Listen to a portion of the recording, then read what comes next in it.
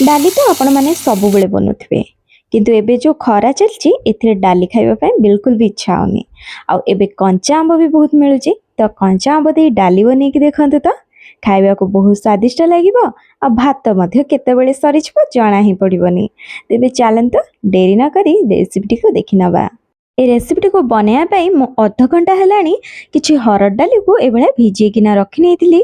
एठी मो कुकर व्यवहार करके बनैबिनी डाली कढ़ी रे बनैबी तो एमिति भिजे की रखि नबा द्वारा जल्दी सिझी जाइଥାଏ। आ तार एक्स्ट्रा पानी को मु एठी बाहर करके कढ़ी रे दे देबी। आपण हरड डाली जगह अन्य डाली व्यवहार करि परिबे किंतु हरड डाली नबा द्वारा बहुत ही बढ़िया टेस्ट आसीଥାଏ एई रेसिपी रे। तापरे आवश्यक मुताबक एथिरे मो पानी दे देबी जेमति डाली रो टिके ऊपर ही पानी रहउथबो एभली भाबरे पानी दे दे के एबे स्वाद अनुसार लूण दे देबी आ गैस ऑन करके एको फुटिबा पय छाडी देबी भल्ल भाबरे जेमति डालीटा फुटी आसीबो। आ एठी देखंतो डालीटा भल्ल भाबरे फुटी आसीचे आ गोटे बबल्स भी उठलानी। एठी देखंतो ए जो बबल्स बा फेण आपण माने देखुचंदी एटा कुहा जाय कि देह पय भल नुहे तो चेष्टा करिवे जेमति कढ़ई रे बनैले को काढ़ी देबा पय केना प्रेशर कुकर रे तो जल्दी जल्दी रे रोषेई हुए जे संभव भी हुएनी। जदि एई टाइम रे आपण बाहर कर देबे कढ़ई रे बनउचंती भल हबो। एबे इथरे हळदी गुंड दे देबी भल कलर आसिया पय केना तापरे थरुटी एई भला गोळै नेबी आउ एम्ति गोटे स्पैचुला दे देबी आउ ढांकुणी टाकू टिके फांका रखी किना घोड़ेबी। एमिति करबा द्वारा डाली आउ उतरिबनी। आउ एबे एको 15 ରୁ 20 मिनिट पर्यंत छाड़ी देबी। डालीटा आपण को क्वालिटी रे नेउचंदी सिझिबा पय भी सेतिक समय डिपेंड करे। तो एठी मोर 15 ରୁ 20 मिनिट हेइ जाईची आ डालीटा मध्य प्राय सिझी आसीची आ भल्ल कि सिझी आसीची। डालीटा पूरा फाटी गलानी आपण माने देखुचंदी एई भली भाबरे जानिबे जे डालीटा सिझी आसलानी। तापरे एबे इथरे मते टिके पानी कम लागिला तो मु एथिरे आउ हाफ बाउल पानी दे दोची। गरम पानी देबे ठंडा पानी बिल्कुल देबेनी सिझिबा पय जो टेम्परेचर थिबो से कमी जिवो तो आउ डाली जति सिझिबा को थिबो सिझी परिबोनी। आ ए टाइम रे मु एथिरे दे देबे कंचा आंब गोटे मीडियम साइज रा आंब नै जाईची आ ताको भल्ल भाबरे धोई दे के चोपा छडे की नै जाईची।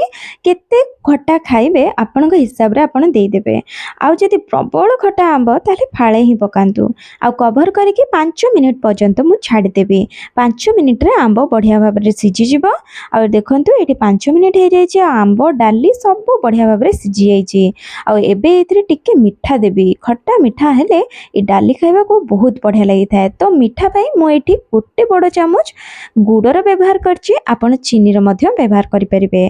तापरे एको भल्ल भाबरे मिक्स कर नेबी। डाली तो प्रस्तुत हे गला एबे को गोटे छुंक दबा। छुंक प्रस्तुत करिया पय किना एठी मु गोटे बड़ चामच सोरिष तेल नै जाईछि जे कोनसी तेल आपण व्यवहार करि परिबे। तापरे तेल टिके गरम होला परे एथिरे हाफ चामच मु कला सोरिष दाना दे देबी। आउ सोरिष भल भाबे चटकी गला परे एथिरे एबे जीरा दे देबी हाफ चामच। तापरे एथिरे सुखिला लंका मु दुईटा दे दोची डेम्फ सहित ही पकेबी देखिबा को सुंदर लागिबो।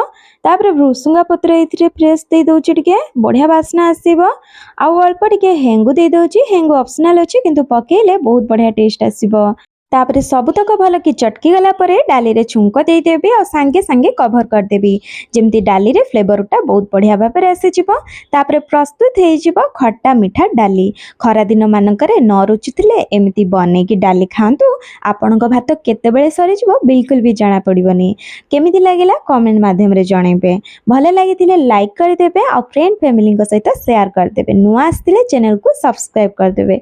पुणी आसीबी नुआ रेसिपी सहित भले रुहंतु खुशी रे रुहंतु। धन्यवाद। जय जगन्नाथ।